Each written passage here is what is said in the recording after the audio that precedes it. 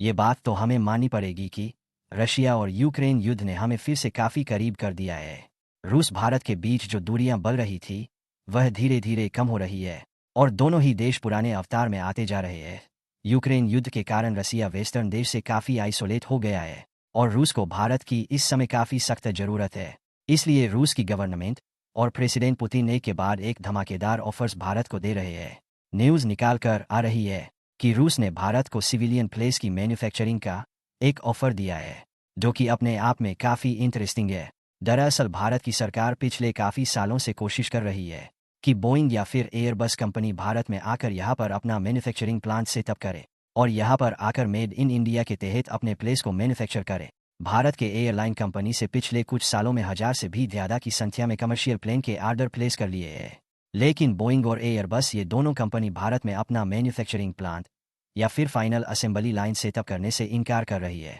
अब मसला यह है कि इस दुनिया में जितने भी कमर्शियल प्लेन्स बिकते हैं उसमें से 80 से 90% बोइंग और एयरबस के हैं। चीन की कॉमेक और रूस की यूएसी ये दोनों कंपनी यही कोशिश कर रही है कि बोइंग और एयरबस की मोनोपोली को किसी भी तरह से तोड़ जाए, लेकिन इनके लिए भी ये काफ़ी चैलेंजिंग है। चाइना के पास तो फिर भी एक बहुत ही बड़ी आबादी है, 141 करोड़ आबादी के साथ इनकी पैसेंजर की संख्या काफ़ी ज़्यादा है, लेकिन रूस की पॉपुलेशन काफ़ी कम है। इसलिए कमर्शियल प्लेन्स की मैन्युफैक्चरिंग के लिए रूस ने भारत से मदद मांगी है और इसके लिए रशिया ने भारत को बहुत बड़ा ऑफर भी दिया है और रूस इसको लेकर भारत के ऊपर काफ़ी दबाव भी डाल रहा है। रूस ने ऑफर दिया है कि अगर भारत की किसी एयरलाइन कंपनी ने रूस को 200 कमर्शियल प्लेन्स का ऑफर दे दिए तो वो रशियन कंपनी उन प्लेन्स की मैन्युफैक्चरिंग भारत के अंदर करेगी। यानी कि कमर्शियल प्लेन्स के मैन्युफैक्चरिंग यूनिट भारत में लगाने की बात कही है और वो सारे commercial planes made in India के तहत भारत में यहीं पर तैयार होंगे और इसके साथ ही सभी स्पेयर पार्ट्स और कंपोनेंट्स भी इंडियन मार्केट से ही लिए जाएंगे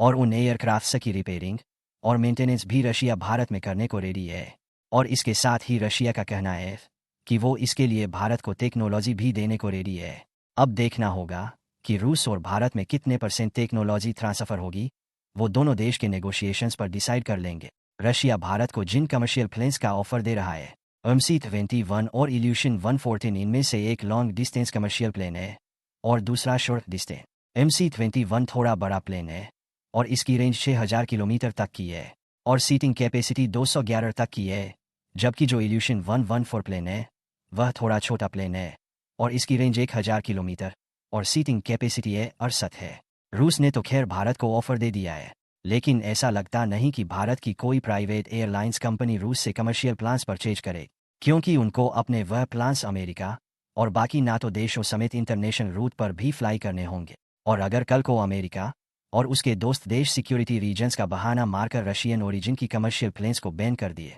और अपनी स्पेस में रशियन कंपनी के प्लेन्स की एंट्री बैन ही कर दी, तो फिर रूस से परचेज की वे प्लेन्स केवल भारत की डोमेस्टिक मार्केट में ही ऑपरेट कर सकेंगे और भारत की एयरलाइन कंपनी को इससे बड़ा नुकसान हो सकता है। ऐसे में भारत की कोई भी कंपनी